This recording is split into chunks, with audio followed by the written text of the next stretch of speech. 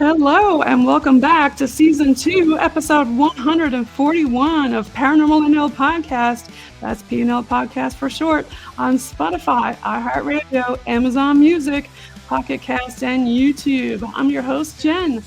Let's give a shout out to the P&L Boots on the Ground blog team music in the background made by Mr. Robert Dumond. He also makes the P&L Podcast official logos. Check him out on Season 1, Episode 28 with his Devil's Toy Box, a two-part episode. And follow him on IMBD. For tonight's show, let's give a big shout out to the P&L Podcast Alumni Network members with whom I discovered tonight's guest. Let's give a big shout out to Leanne Stellenbach, Corrine Carey, and Kelly Ireland from TV's Beyond the Haunting Investigations, BTH. And they're also on History's Most Haunted and more. They were all on P&L Podcast Season 2, Episode 125, and in their Salem episode with tonight's guest, who I have backstage, I'll bring on and introduce soon. Now it's time to pull up your cozy chair and listen in to your favorite podcast. Paranormal NL Podcast is a place where the people of Newfoundland and Labrador, Canada, and anywhere else in the world can share their paranormal experiences.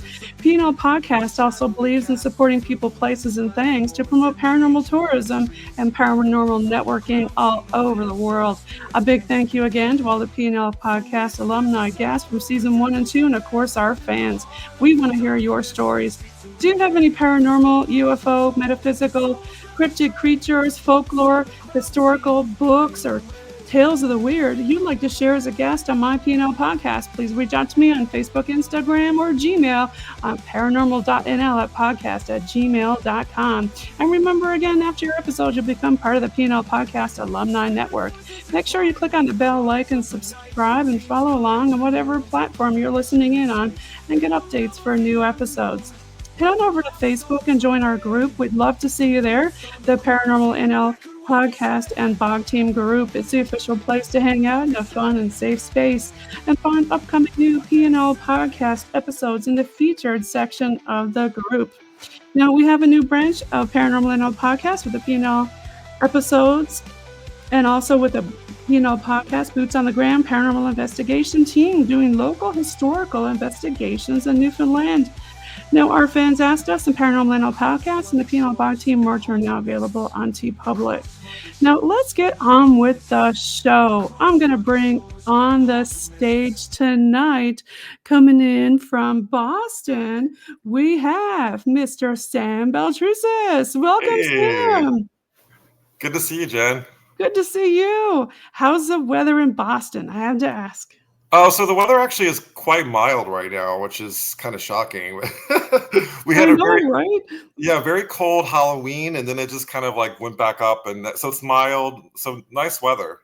Yeah, we've had a wee bit of snow already here in Newfoundland and Labrador. I'm not looking forward to that. But let's talk about you, Sam. You've got a lot of stuff on your plate. You're a jack of all trades. Tell us more about you. You have a lot of different experiences and things, and you're an author. I mean, tell us all about your work. So I am an author of 18 paranormal themed books. I'm actually known for my third book, which is called Ghosts of Salem, Haunts of the Witch City. I just came off of a pretty amazing book tour. I launched my book called Ghosts of Sleepy Hollow, Haunts of the Headless Horseman. So that's hold it up a bit more so we can see the full thing. Yeah. Ghosts of Sleepy Hollow. I'll get the whole I love that. And who did your picture on the front? My publisher, which is History Press, they designed it, but I did give them a mock-up of what I was looking for, and they followed my mock-up, so I'm really happy about that. And History Press, do you do all your books with them? Not all my books. I do a hybrid, so I have the bestsellers like Ghost of Salem and Ghost of Boston and Ghost of Sleepy Hollow are through History Press. I've also worked with Glow Pequot, and I've also self-published a few books just because, depending on what the topic is. Gotcha. Yeah. But tell us more. Sure. Yeah. So I just came off the book tour, went all over, pretty much all over New England. And then I spent a lot of time in Tarrytown in New York. I'm working currently, I just announced this, that I'm working on a new book on Salem. So that will be my third book. Ghost of Salem is the first one, and then that really exploded. And then I wrote a book called Wicked Salem, and the third one's going to focus on the areas outside of what was Salem town. So it's Okay. going to be Salem Village. Salem Village. Great. Yeah. Yeah, that's I'm excited to hear about that one. So, did most of the material from that one come from your experiences or others or combined? Combined, yeah. So I do a lot of my books are history books with ghost stories. So I really, if you look at my books versus say my TV appearances, I come on TV shows. I'm pretty much, but while writing the books, I'll have experiences. So the TV shows are more kind of focused on my experiences and other people that I've encountered along the way. A lot of times I'm brought on as a talking head historian, so I'll give you the history of the location, which I felt really good about when I did the show in Canada, the History's Most Haunted. But my books are definitely more, I was a journalist for 20 years, so more journalistically driven. I try to be as objective as possible. So I do interview a lot of people. Nice. I love that part. You know, with the journalism, I'm sure you get to dig a lot into a lot of the topics, that are in your book. Yeah, and I love that's my favorite part is the research part. And Right. so I try my best to every place that I write about, I do go there and sometimes investigate, sometimes just experience it because some you can't always investigate some of the historic properties. So spend as much time as I can. Sometimes I'll interview people that have had experiences at the locations, or I'll dig through the historical documents and see if there was any experiences that happened like 100 years ago, 200 years ago. So it's really it's a hybrid of different information, plus using the ghost lore to lure people in to learn more about the history. Yeah, so I mean, you've had a lot of your own experiences. I remember when I was watching, the Salem show with Beyond the Haunting and with Leanne, Corinne, and Kelly. I don't know if y'all got to look post production, but when you were talking like quite near the end of it, you were out on the street, this dark shadow like flew by and went into the side of another building. I was like, I didn't even notice it. Yeah. My husband noticed it. I was like, no, it didn't. I said, that's somebody on a bicycle. And then we kept rewinding it. I was like, no, it went into the side of the building. I was like, okay, maybe this thing that is following you around. Yeah, I mean, I saw that clip as well. I mean, I was there when we were filming it. We did so that scene was right outside of town hall, and that's actually the same location where I had the original sighting of the shadow figure that was stalking me in Salem. So Oh my it gosh. yeah, so it's the exact almost the exact location. So it's like right around the corner What from did it. you think when you saw that, Sam? I had to ask. So I'm I curious. just You said, ask Sam. it was just more validation that this entity is for me very real. I not only have I seen it, but other people have seen it too. So it's something that that comes up all the time. Am I as scared as I was about the entity? No, I feel like it's more like a harbinger spirit that happens to wear a hat and looks really ominous. But Okay.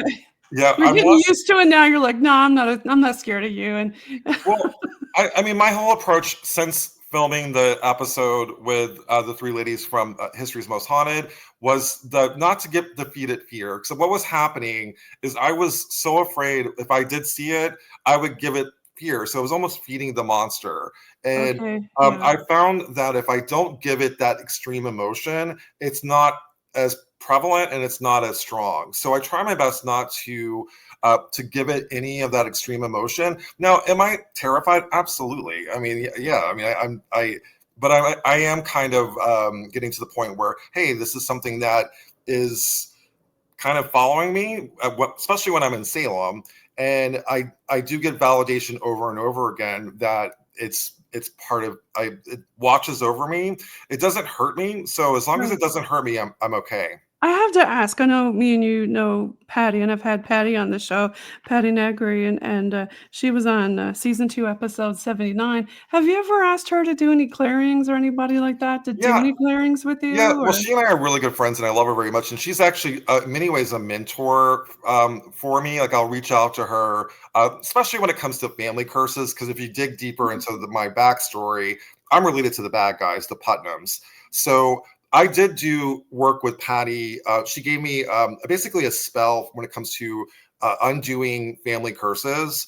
Okay. And so I have consulted with her. I've also taken classes with her for seances. I actually do what I call a seance, where I lead a seance, Oh, but I it's love that. The seance. a seance, yeah. It's a kinder, gentler seance, but it's still a seance, and you have to take all the precautions that one takes when you're doing a seance. But Patty has been definitely is someone that I've reached out to, especially when it comes to my approach to the entity that I've dealt with, and it's not just one; it's multiple entities. And I do feel the big question is it a non-human entity, or is it a person that looks kind of monstrous? And so a lot of people think when I say it's wearing a hat that it's the Hat Man, and I don't think it's the Hat Man, the one that Heidi Hollis has trademarked. I think that this happens to be a human that wears a hat, and Okay. and that has passed and is somehow connected to me, whether it's through my family. The hat looks kind of like a Puritan hat, so almost from the 1600s, I would guess. So the hat shape is to me very important. So you haven't seen any of the actual it's just dark, you can't see any facial features, or you can tell what kind of hat, but there's no, like, facial features or anything like that that would identify. No, definitely. I mean, like, there's no. It's black. It had the first encounter that I had. It had red glowing eyes, uh, and so when I first saw it, it was actually right around the corner where you see that the very finale of the episode. And yes, I did watch that scene over and over again You to did? kind of Okay. find justification whether or not it's a shadow person. And I mean, I can't, there's no explanation. We There were isn't, right? Yeah. Yeah, there's no explanation other Mhm. than it could have been someone that darted by while I was talking, but I was facing Yeah. the area. I was facing Corrine and Kelly and Leanne, and I would have seen somebody like dart by, and I don't remember seeing anything dart by. So, I mean, the big thing for me, it's important not everything is a paranormal experience. So That's right, yeah. That's why I always like to debunk, right? we So, try to debunk it, and yeah. actually Leanne did bring that up to me. Like, she's like, "Hey, people are talking about that one scene," and I'm like, "I don't remember. I don't remember anybody running behind the set, like behind you guys talking." But we did film that a couple of times because it was getting dark, and so it could have happened. But it looks like a shadow person to me. It's hard to say, you see this person so often now, it's like, "Oh, yeah, hello, how's it going?" kinda thing, Hey, right? Mr. "Just Catman. stay over there in the corner, I'm busy," right? But let's move on. Let's talk some more about your work, Sam. You've got a lot of work. Yeah, I mean, I just came off a book tour, and so I love writing my book, Ghost of Sleepy Hollow. And for me, a big part of what I research is what we call egregores or thought forms, and those are manifestations that are created by people, like whether it's like for example in Salem. There's what is known as the Lady in the Blue Dress. And the Lady in the Blue Dress, the whole backstory is that she was pregnant. She was waiting on the corner of Essex and Washington Street for her lover, who was a sailor coming in Salem Harbor. And the story is that she was murdered by when she told him that she was pregnant, and she was buried in the bowels of what is modern day Rockefeller's, which is a restaurant on the corner of Essex and Washington Street. The thing is, there was no Lady in Blue. Like, this person didn't exist by digging into the historical records. However, we tell that story over and over again, and she's somehow manifested as an entity. She's been heard screaming. We have photos of this Lady in Blue. Who is she? Like, and what is she? Yeah, And that's so, interesting. I heard Amy, um, talk about, you know the show I'm talking about, right? yeah, Amy kindred and Adam. spirits. Yeah, Yeah, they I did some kind of episode about an egregore type of thing that was kinda manifested because people kept talking about it or something. yeah, and so So that was a really important episode of Kindred Spirits with Amy yes, Bruni and Adam Berry that yes, was filmed at Oliver House, which I is near and dear to my heart because I go to that location all the time. okay. And to me, like, that, there's a lot of history at that location. So I probably would have not done an egregore episode for that location specifically, but I do think it's important for us to talk about it because there was what is called the Phillips experiment that was done where they actually created Philip, a spirit, or a non, basically something that was created by kind of giving him a whole backstory. Right. And I do think that that's very possible, and I see that with the Lady in the Blue Dress. I even see that with the Legend of Sleepy Hollow, the Headless Horseman. I Really? don't think that Okay. it's a fictional story. The Legend of Sleepy Hollow is a fictional story, but there have been reports of Headless Horseman sightings in the Tarrytown, North Tarrytown region for since the 1800s. And the thing is that the Headless Horseman did not exist in what is modern day Sleepy Hollow. It was created by Washington Irving. And why are there reports of a Headless Horseman sighting? So by telling the story, whether it's fictional or supposedly based on fact, we've almost created ghosts. It's almost like conjuring something strange because you keep Yeah, talking, people talk about it enough, it'll actually happen. It's kinda like, the "Don't give me bad juju," right? If you talk about yeah, it or say about it, it's like superstition, then it's gonna happen, right? People are absolutely. superstitious. And but another theory is that perhaps some of these entities are taking taking that role. So the Lady in the Blue Maybe? dress may be another entity Right. that says, "Hey, I want some of that attention that all these core Yeah. guys are giving me." And she's something else that's portraying herself as the Lady in Blue. Same with the Headless Horseman. So it's something that I really focused on, and I think that it's important for us um, to look at all sides of paranormal research Yes. and try to debunk it, but also dig like what is it? Like what are we dealing with? That's an interesting theory, Sam. I like that theory. And a lot of times when it comes to even like the TV shows, it's so complicated that people they're like, oh, we don't want to we want to say that it's a ghost, and I'm like, well, it's not though. It's something else. It's like something that has been conjured. It's energy taking the form of a human, and so a lot of times that they will kind of gloss over it and not go into the specifics that what an egregore actually is. Right, yeah. I mean, there's a lot of depth, it sounds like, to definitely egregores, for sure. Right. So, tell me some other things that are in your books or maybe some other experiences that stick out in your head. Well, I mean, I have 18, so there's a lot of experiences to pull from, but I do feel so. Ghost of Sleepy Hollow for me was very much a labor of love. The book was going to all the locations that inspired the Legend of Sleepy Hollow, plus a lot more. So modern locations that have modern hauntings. So I'll go to the location, talk about the historical backstory to it, and then also interview people that have had experiences there. And so it's really it was so much fun going to all these locations for Sleepy Hollow. I turned it in almost into like a feminist manifesto because the whole idea with there's a lot of like lady in whites, lady in blues, lady in blacks. What does that mean? Like, what is what, and why don't they have a name? And so it was really important for me to kind of look at what we do in our ghost lore. So I would say Ghost of Sleepy Hollow is more of it's a ghost book, but it's so much more than that.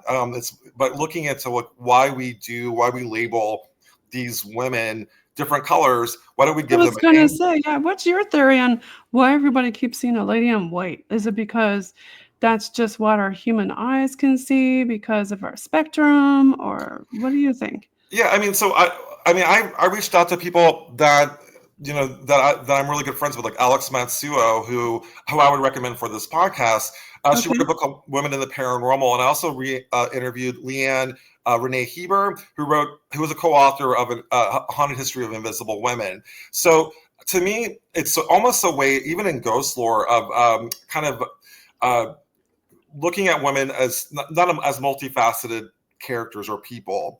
And so it's almost like misogyny in the ghost realm. And if you look at sort of like the way the women are labeled as colors, they represent different things. Like the woman, lady in white, this could be like a virginal woman who's waiting for her beloved Right, to her be there for her, right, yeah. and or like just sort of it's always the sort of the marginalized women in these ghost stories, and the men are the sort of the protagonists, the leads. So I think it's important to really maybe give them a name, and also look at the historical backstory to the stories too. And what does it mean historically? Yeah, because typically, it seems like a lot of these are Victorian era type of ghosts. Yeah, And yeah. what's your theory on like New Age ghosts versus Victorian? Well, I say Victorian era, but I mean like the war and stuff.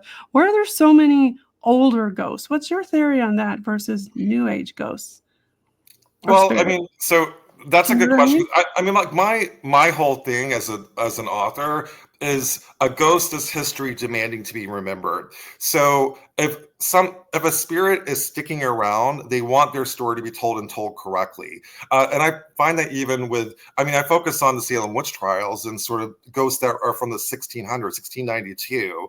Uh, and why are they still sticking around? So like you have to look at there's different types of ghosts. So whether they are like residual hauntings, almost like a videotape replay that Right. plays over and over again, Yeah. or intelligent. I find that a lot of these historical ghosts are, I would say, more residual in nature. So something that was profoundly happened in history, like the Salem witch trials, or like the American Revolution, or like the late 1800s, something psychically imprinted itself at that location.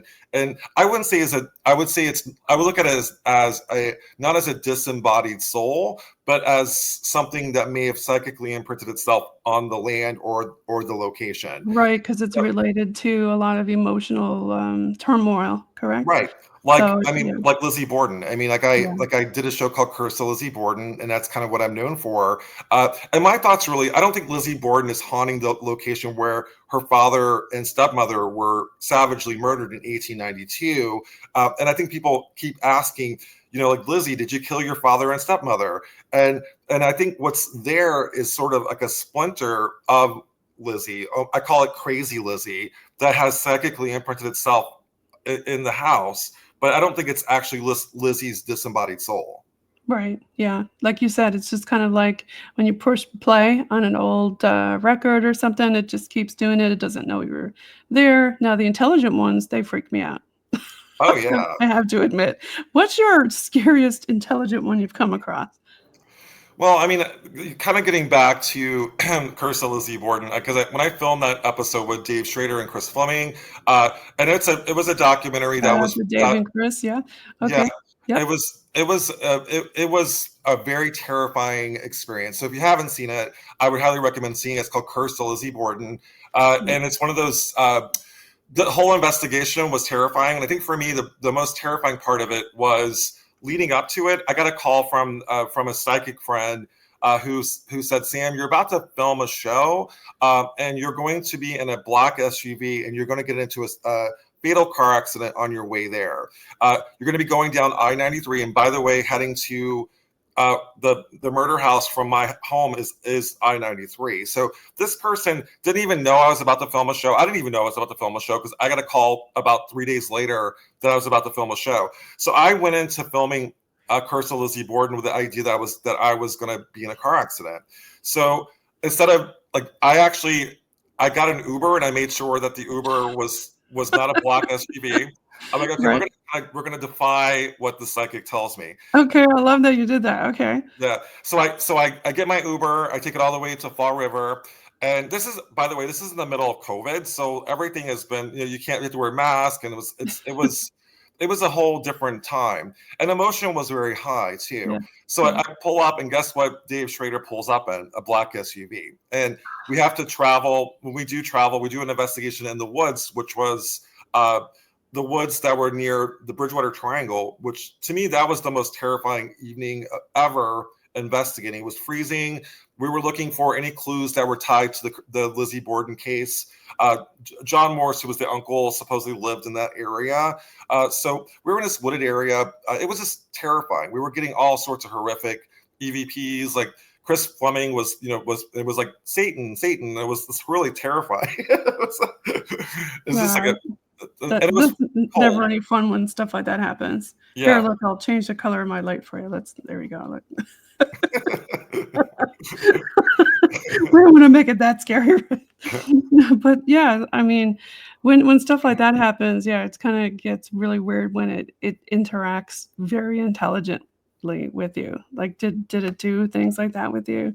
Oh yeah, I mean it was pretty much like the whole we had so much evidence. And if you watch the show, a lot of Yeah, people think that okay. what happens in television is like it's made up or whatever. My experiences has been the complete opposite. Everything that was collected during that episode really did happen, and I think it's just a combination of people and the energy that you have together. And I think I'm almost like a generator. So when I come into the room, into the group, the activity goes through the roof. You're like a Tesla coil, right? They're like, "Ooh, look at this guy. He's got good he's energy." our ghost generator, Right. and it could be, again, the man with the hat that I keep talking about could somehow be tied to me somehow, and like I'm not really sure what it is, but I do know that when we were all together, all hell broke loose. I mean, it was we had a seance that if you watch the episode, it was terrifying. Dave Schrader was taken over by an unseen force, and it all happened. It was a really terrifying experience that I highly recommend people. It won a gold telly, which is a pretty high honor. And I think congratulations, Sam. I mean, you're doing really good work. Thank you. And I channeled for the first time on television. I channeled Eliza Borden, and Eliza Borden was someone I didn't really connect with before. Was a neighbor, and she actually is tied to the Borden family through marriage, through Lodwick Borden, and she killed her children. And so that was shocking for me to be taken over on national television and to see it play out later, and me ugly crying on television. It was just but I think it was really, I just kind of let myself. Well, that's what makes it real, I mean. Yeah. Right. Yeah. So I definitely, I thought, so my most terrifying experience was definitely filming that show. Wow. Yeah. I guess you'd used a lot of sage when you left that place. Or tell us, the listeners, and what do you do when? I mean, I'm a big Palo Santo. So if you watch the episode, I do the crystal shield of protection. And so it's something that I learned from a high priestess witch in Salem. And she's a dear friend of mine that I work with. And I do like Ura Shokriyo, Ura Shokriyo, Ura Shokr Shakare, Shakare, Shakare. So it's Reiki. Okay, and I do a crystal shield, so you let the good spirits in, the bad ones stay out. And so it's important for me to kind of like shield myself going in, but also to allow space for the good spirits to come in and for me to communicate. Right. I like that you do that. And you're educating people who listen all over the world, because not a lot of people, know about it, or how to do it, or, some people go into these places and come out and they don't know how to use sage, or they don't know what they're at, especially if they're just going, "Oh, let's go have fun somewhere and find some abandoned place and go in," and they don't know what's in there. Right. Yeah, I mean, I learned the hard way by making major mistakes along the way. Because I started, I mean, $18, along the way, you're gonna make a few mistakes. And I think if you look at my history, especially early on, I've always been sensitive, and but I've also always been terrified. So I made some huge mistakes, like getting an attachment that nearly killed me, and that happened 2017, and that was just giving a lecture in outside of Salem in Topsfield, and this thing attached to me, and it was like an 8-day ordeal that was the entity was removed by a shaman. So if you play with fire, you're going to get burned. I would say, go in, protect yourself, but also learn from people like myself who can help you protect yourself, but also like what happens after you pick something up, what do you do? And I think that's something I can offer people as well. Just like, I had to actually work with a shaman who did a removal on me. Yeah, I mean, it's important to, like you said, to protect yourself and stuff. And I think I remember you mentioned that one, for sure. So, is there anything else that you want to share with your fans and your listeners that you want to get out there?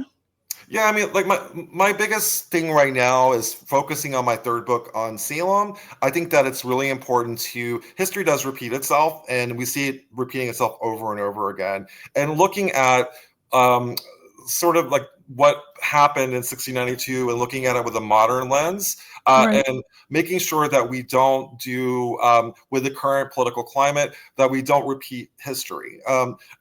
Us versus them, and sort of demonizing people and calling them witches. I think it's important to really look at history and to learn from history. I agree. Yeah, for sure. 100%. We can definitely learn a lot. And I want to thank you again for all the research that you're doing and all the work that you're doing. And tell us more about where we can find you and where people can reach out to you. I can post your link tree also in the description.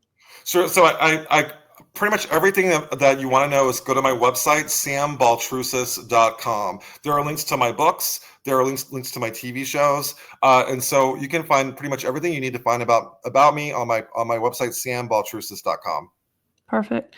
Thank you so much, Sam, for being on today. Really appreciate you being here with us and sharing, some of your information and definitely your work that you're doing. And keep up that great job. Thank you, Jen. Peace out, everybody. I'm going to hit record and we'll have a quick off air chat.